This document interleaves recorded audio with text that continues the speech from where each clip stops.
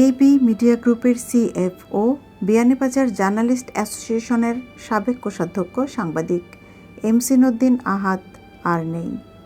যুক্তরাষ্ট্রে বসবাসরত এমসিন উদ্দিন স্থানীয় সময় ২৭ রমজান দুপুর ২:১২টার দিকে নিউ ইয়র্কের লং আইল্যান্ডের নর্থ সৌর ইউনিভার্সিটি হাসপাতালে চিকিৎসাধীন অবস্থায় শেষ নিঃশ্বাস ত্যাগ করেন। ইন্না লিল্লাহি ওয়া ইন্না ইলাইহি রাজিউন। মৃত্যুকালে সাংবাদিক এমসিন উদ্দিন আহাদের বয়স হয়েছিল ৪৫ বছর।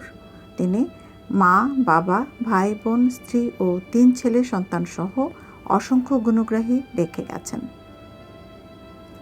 সাংবাদিক এমসিন উদ্দিন ওরফে আহাদ এবি মিডিয়া গ্রুপের প্রতিষ্ঠা লগ্ন থেকে সিএফও হিসেবে দায়িত্ব পালন করে আসছিলেন। এছাড়া তিনি যুক্তরাষ্ট্রে গমনের আগ মুহূর্ত পর্যন্ত দৈনিক মানবকণ্ঠ ও সবুজ সিলেট পত্রিকার বিয়ানীবাজার প্রতিনিধি ছিলেন। পূর্ব সিলেটের প্রথম আইপি টেলিভিশন এবি টিভি এবং বিয়ানীবাজার উপজেলার প্রথম অনলাইন পত্রিকা বিয়ানীবাজার নিউজ 24.com প্রতিষ্ঠায় এবং পরিচালনায় তার যথেষ্ট অবদান রয়েছে।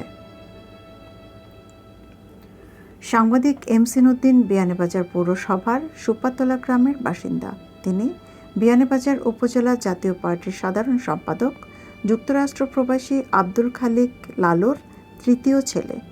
২০১৬ সালে ৮ নভেম্বর সপরিবারে যুক্তরাষ্ট্রে পাড়ি জমান তিনি। এরপর থেকেই সপরিবারের সঙ্গে নিউ ইয়র্কে বসবাস করছেন। ২০২০ সালের ২১ সেপ্টেম্বর হঠাৎ করে তার শারীরিক অবস্থার অবনতি ঘটলে পরিবারের সদস্যরা লং আইল্যান্ডের নর্থ সৌর ইউনিভার্সিটি হাসপাতালে ভর্তি করানোর পর তার শরীরে বিরল এক অ্যালার্জি ধরা পড়ে। এরপর দীর্ঘ প্রায় ৭.৫ মাস ধরে তিনি নিউ ইয়র্কের এই হাসপাতালে চিকিৎসাধীন ছিলেন।